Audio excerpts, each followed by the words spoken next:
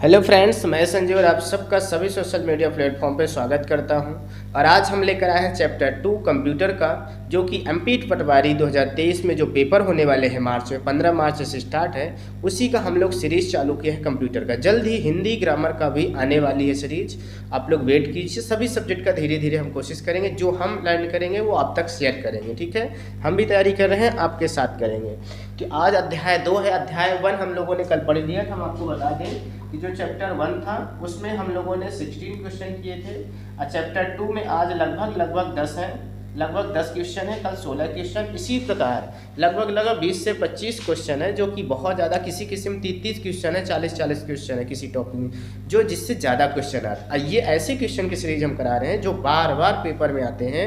अब विभिन्न पटवारी एग्जामों में आए हुए हैं, और कई सारे स्टेनोग्राफर वगैरह, टीओ वगैरह सभी मतलब एग्जाम में आए हुए क्वेश्चन हैं, उनको हम लोग करेंगे सीरीज है। तो चलिए आइए समझते हैं। सेकंड चैप्टर है, ये देखिए अध्याय 2 है, कंप्यूटर का इतिहास। कल हम लोग कंप्यूटर के परिचय के बारे में देखा था।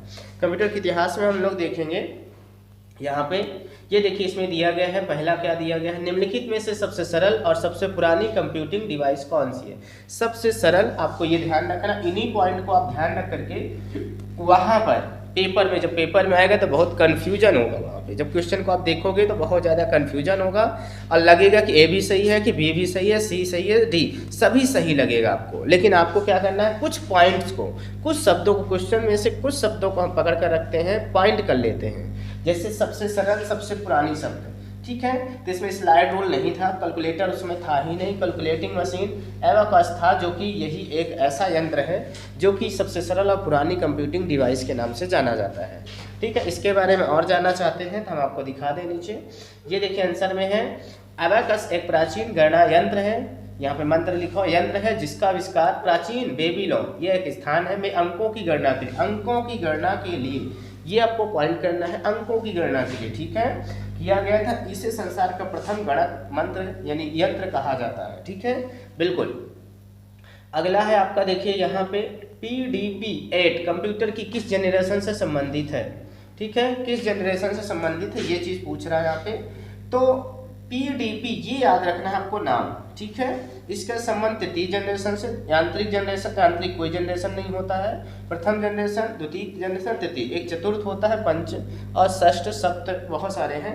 तो द्वितीय जनरेशन के समय ये आया हुआ था, ठीक है। किस समय पे, द्वितीय। हमको पॉइंट करके याद रखना है PDP-8, जो कि द्वितीय जनरेशन से रिलेटेड है, ठीक है। आगे चलते हैं, हम लोग देखते हैं इसका आंसर।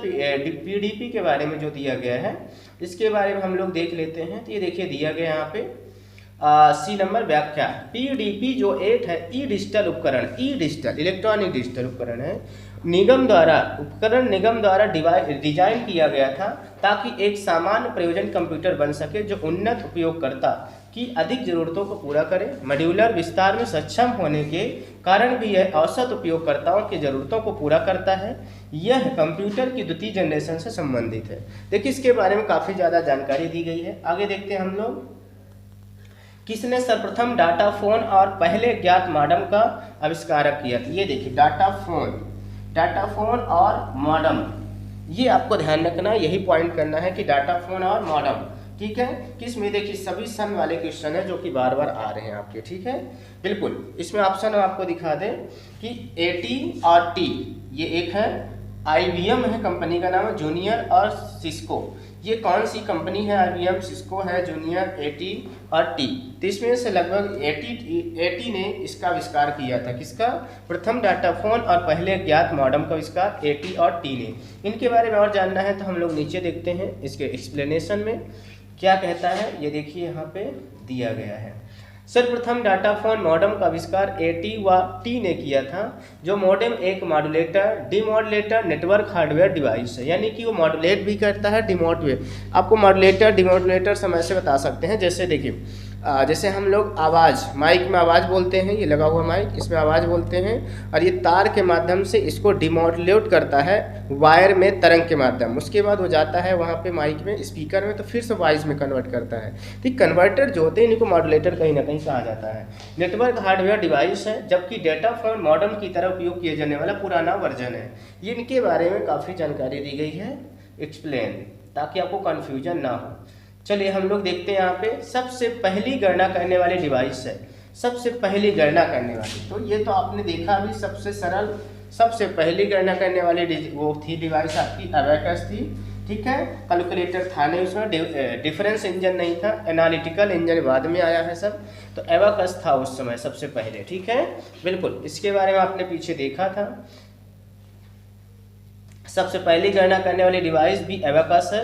भारत एवं चीन में आज प्राथमिक शिक्षा में इसका उपयोग किया जाता है। देखिए प्राथमिक शिक्षा में इसका उपयोग भारत और चीन, देखिए किस किस देश में होता है, भारत और चीन में इसका अभी भी प्राथमिक शिक्षा में किया जाता है, इनका उपयोग किया जाता है, ठीक है। इन्हीं पॉइंटों का हमको पॉइंट करना है ताकि हमको ध्यान रहे, इन्हीं को दिमाग में बैठाना है, बाकी तो रट नहीं पाएंगे आप। चलिए आगे देखते हैं हम लोग। शब्द कंप्यूटर निम्नलिखित में से किस भाषा से लिया गया है? मध्य प्रदेश पटवारी परीक्षा में आया था 2017 में जब हुआ था। ग्रीक भाषा से लिया गया है कि अंग्रेजी भाषा से, कि स्पेनिश भाषा की लैटिन? तो ये है आपका लैटिन भाषा से लिया गया है। कौन सा आंसर सही होगा आपका? लैटिन भाषा। किस भाषा से लिया गया है? लैटिन भाषा से। आगे आपका देखिए इसके बारे में, तो देखिए यहाँ पे दिया है कंप्यूटर वर्ड लैटिन भाषा के शब्द कॉम्प्यूटेरे से लिया गया है, जिसका अर्थ होता है कैलकुलेशन, ठीक है। इससे लिया गया है लैटिन भाषा। आपको क्या ध्यान रखना है? लैटिन भाषा ध्यान रखना है कि लैटिन भाषा से लिया गया, दैट्स इट। चलिए आगे देखते हैं। यहाँ पे देखिए गिन तारा का उपयोग सर्वप्रथम यहाँ हुआ था, किस देश में हुआ था? भारत में हुआ था, चीन में हुआ था, जापान में, USA में हुआ था। तो इसका हम आपको बता दें, चीन में सबसे पहले इसका आविष्कार हुआ था गिन तारा का, ठीक है। गिन तारा का सबसे पहले कहाँ हुआ था? चीन में हुआ था, सबसे पहले उपयोग हुआ था। उपयोग की बात कर रहा, ना कि बनाने की बात कर रहा, ठीक है, बिल्कुल। और आके देखते हैं अबेकस गिन तारा, अबेकस को ही गिन तारा भी कहा जाता है, का उपयोग सर्वप्रथम चीन में हुआ था। बाद में इसे भारत, रूस, जापान में प्रयोग किया जाने लगा। इसका उपयोग जोड़ने व घटाने के लिए किया जाता था।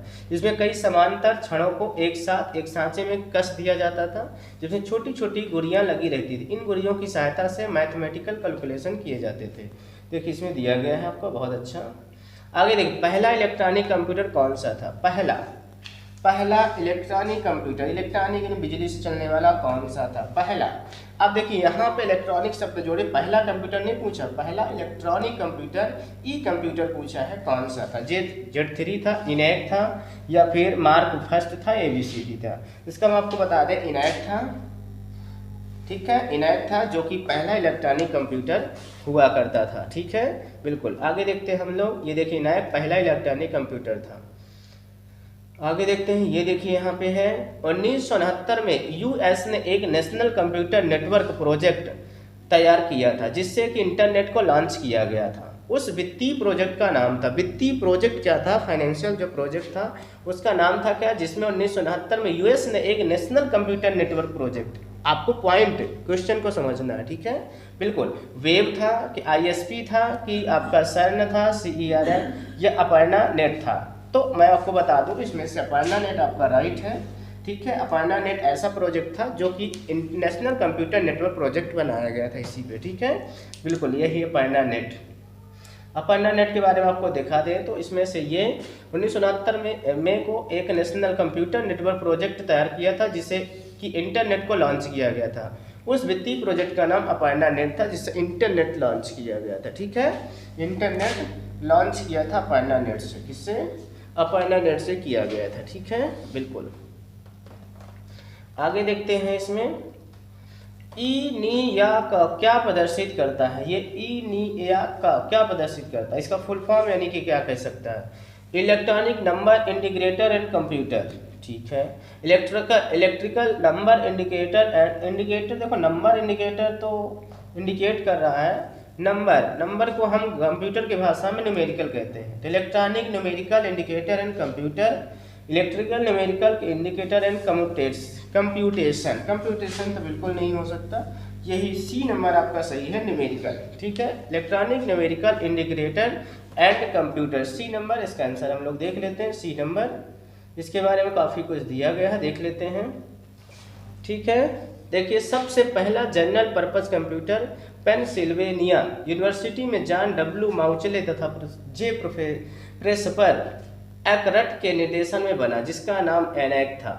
Electronic numerical indicator and calculator था। इसका ये देखिए, इसका फुल फॉर्म, E का मतलब इलेक्ट्रॉनिक, N का मतलब न्यूमेरिकल, आई का मतलब इंटीग्रेटर, ए का मतलब एंड, आ कैलकुलेटर निश्चित, तथा इसका इनैक प्रोजेक्ट के सलाहकार जॉन वान न्यूमैन थे। यह एक बहुत बड़ी मशीन थी। इसका वजन लगभग 30 टन था। वह इसमें लगभग 1800 वैक्यूम ट्यूब थे। हो मतलब 1800 वैक्यूम ट्यूब इसमें लगाए गए थे। मतलब एक ही अपने आप में एक बहुत बड़ी संख्या है, ठीक है, वैक्यूम की। आगे देखते हैं क्या कह रहा है। यहाँ ऑपरेशन के लिए बाइनरी नंबर का उपयोग ना करते हुए डेसिमल नंबर का उपयोग किया था। हाँ, नंबर आपके आगे हम पढ़ाएंगे आपको बाइनरी नंबर और डेसिमल नंबर कैसे काम करता है, ठीक है। अगला दिया है प्रोलॉग भाषा विकसित हुई थी। प्रोलॉग भाषा, ये जो प्रोलॉग भाषा है ये कब विकसित? 1972 के समय या 1970 के समय, 1975, 1973, लगभग पास ही है। तो 1973 में इसका आविष्कार हुआ था। विकसित हुई थी कह सकते हो आप, ठीक है, विकसित हुई थी ये। तो 1973 में हुई थी ये। देखिए आपका प्रोलॉग भाषा का विकास वर्ष 1973 में फ्रांस में हुआ था, जिसका प्रयोग कृत्रिम बुद्धि तथा प्रोग्रामिंग में किया जाता है, ठीक है, बिल्कुल। तो आज ये आपके 10 क्वेश्चन हो गए, जिसमें से हम लोगों ने देखा 10 चैप्टर 2 का इतिहास के बारे में, और इसमें जो जो क्वेश्चन आपके आए हुए उनको हमने देखा। फिर हम लोग ऐसे ही सभी टॉपिक को कवर करते हुए लास्ट में हम लोग फिर एक्स्ट्रा करेंगे जो कि बचेगा। जल्द ही आपका हिंदी ग्रामर भी आ जाएगी, आप लोग परेशान नहीं होइएगा। हम जो पढ़ेंगे आप तक शेयर जरूर करेंगे। चलिए हम लोग मिलते हैं नेक्स्ट चैप्टर के साथ, तब तक पढ़ते रहिए। सभी को जय हिंद।